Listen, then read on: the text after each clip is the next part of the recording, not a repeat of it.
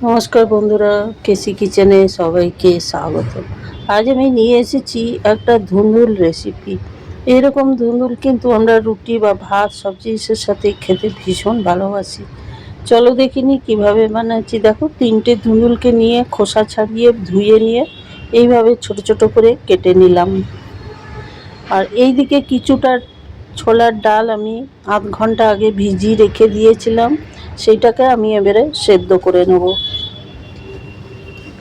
তার জন্য একটা কুকারে আমি কিছুটা জল দিয়ে দেখো গ্যাসের মধ্যে বসিয়ে দিয়েছি, জলটা গরম হয়ে গেছে। এবারে আমি ছোলার ডালটাকে 2টো সিটি দিয়ে এটাকে সেদ্ধ করে নেব। খুব বেশি রকম এটা গলানো যাবে না, 2টো সিটি দিলেই এটা ঠিকঠাক সেদ্ধ হয়ে যাবে। দেখো 2টো সিটি দিয়ে বেশ কিছুক্ষণ রেখে দিয়েছিলাম। তারপরে এদিকে ফিরে এসে দেখো আমি এটা ঢাকাটা খুলে দেখাচ্ছি কীরকম সেদ্ধ হয়েছে। দেখো একদম হয়েছে, মোটামুটি 90% 80% সেদ্ধ করে নিতে হবে এটাকে, আর একদম গলানো কিন্তু যাবে না। দেখো আঙুলে করে চিপে আমি দেখিয়ে দিলাম। এবার এদিকে একটা কড়াই চড়িয়ে তার মধ্যে 2 চামচের মতো সর্ষের তেল দিলাম। এবার গোটা জিরে আর 2টো শুকনো লঙ্কা ফোড়ন দিলাম, তার সাথে দিলাম গোটা গরম মশলা, এলাচ আর লং দিলাম। দিয়ে দেওয়ার পরে মশলাটা বেশ ভালো করে একটুখানি খুন্তিতে করে নেড়ে ছেড়ে নেব বা ভেজে নেব।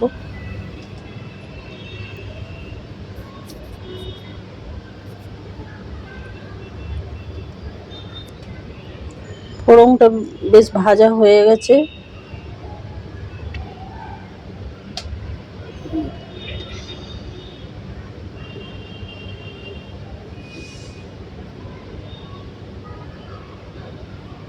এইবার এইদিকে আমি একটা পেঁয়াজকে ছোট ছোট করে কেটে রেখেছি, সেই পেঁয়াজটা আমি দিয়ে দিলাম।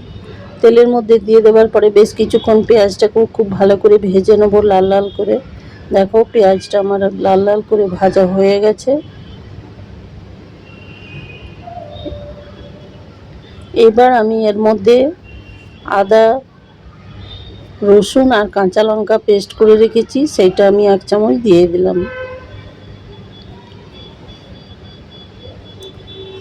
আদা রসুনটা দিয়ে দেওয়ার পরে বেশ ভালো করে আরও ভেজে নেব।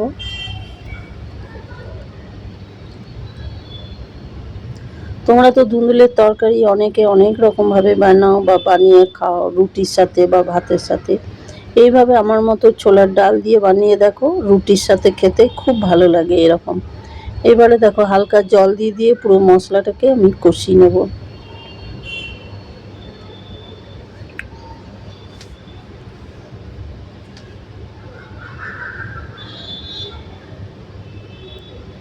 এইবার এর মধ্যে পরিমাণ মতো নুন দিয়ে দিলাম।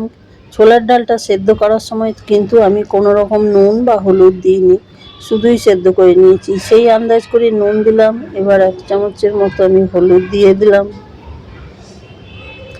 1/2 চামচের মতো জিরে গুঁড়ো দিয়ে দিলাম, 1/2 চামচ আমি ধনে গুঁড়ো দিয়ে দিলাম। দিয়ে দেওয়ার পর পুরো মশলাটা বেশ ভালো করে ভেজে নেবো বা কষিয়ে নেবো।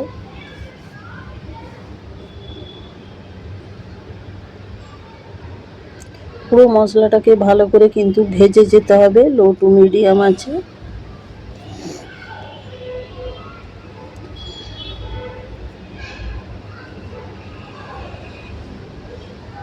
এইবারে দেখো ভাজা হয়ে গেছে। এবারে ওইদিকে যে ধুন্দুলগুলো আমি কেটে রেখেছি সেই ধুন্দুলগুলো বা নেনুয়াগুলো আমি এটার মধ্যে দিয়ে দিলাম। নেনুয়াটা দিয়ে দেওয়ার পরে আরও বেশ কিছুক্ষণ নেনুয়াটাকেও ভালো করে কষিয়ে নিতে হবে বা ভেজে নিতে হবে।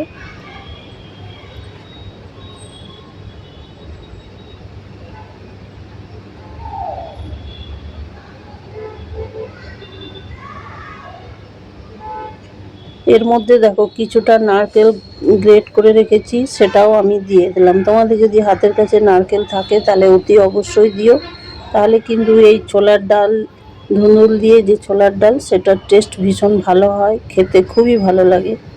এবারে দেখো ধুন্দুলটা বা নেনুয়াটা আমার ভাজা হয়ে গেছে বা কষা হয়ে গেছে। এবার ওইদিকে যে ছোলার ডালটা আমি সেদ্ধ করে রেখেছি সেই ডালটা আমি এটার মধ্যে দিয়ে দিলাম।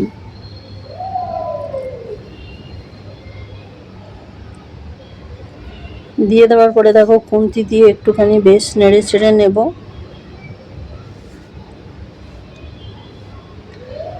খুন্তি দিয়ে বেশ ভালো করে নেড়ে চেড়ে নিলাম। এবারে ঢাকা দিয়ে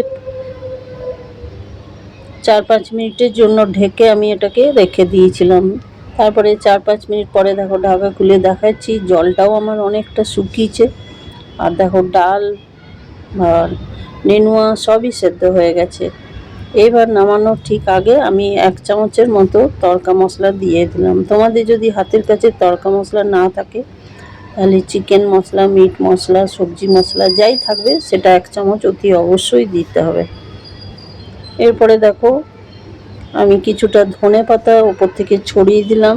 এটাতে কিন্তু খেতে ভীষণ ভালো লাগে। আর এটা আমি একটু রুটির জন্য বানাচ্ছি বলে একটু চাপ চাপ বানিয়েছি। তোমরা যদি ভাতের জন্য বানাও তাহলে কিন্তু আরেকটু পাতলা করে নিও।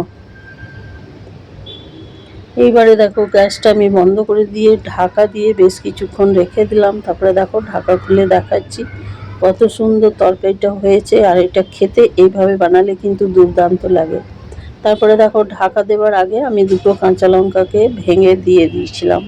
তাহলে কি হবে, কাঁচা লঙ্কার পুরো গন্ধটা তরকারির মধ্যে চলে আসবে। এবার আমি কড়াই থেকে একটা বাটির মধ্যে ঢেলে নিলাম।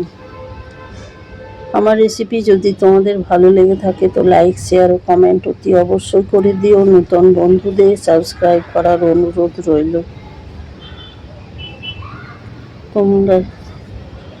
তোমরা সকলে ভালো থেকো, সুস্থ থেকো। ফিরে আসছি পরের রেসিপি নিয়ে। ধন্যবাদ।